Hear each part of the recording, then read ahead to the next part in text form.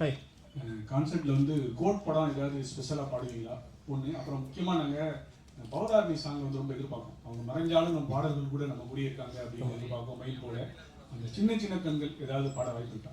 இருக்கு, லிஸ்ட்டில் இருக்கு. அதுக்கு முன்னாடி எதுவும் கேட்டீங்களா?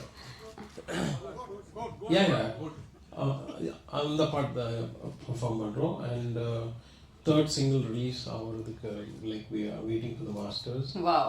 So again, if that comes before, I think I might also perform the third single there. எங்களுக்காக அந்த சின்ன சின்ன கண்கள் எப்படி உருவானீங்க, அந்த ஃபீலிங் எப்படி சொல்ல முடியும்?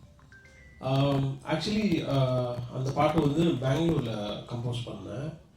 கம்போஸ் பண்ணிட்டு இருந்தப்போ கம்போஸ் பண்ணி முடிச்சோடனே விபி நானும் வந்து இல்லை இந்த சாங் பௌத்தாவே பாடட்டும்.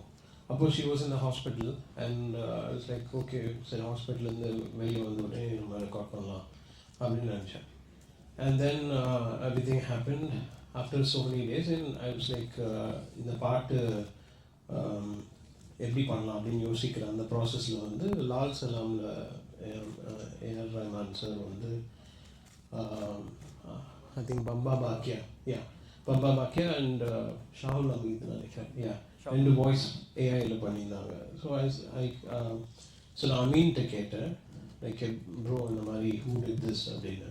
தென் he gave me the access and that's how everything happen. And அதுக்கு முன்னாடி we had to record sort of similar டிம்பரில் இருக்கிற வாய்ஸ் ரெக்கார்ட் பண்ணி அவங்ககிட்ட கொடுக்கணும் அப்படின்னா.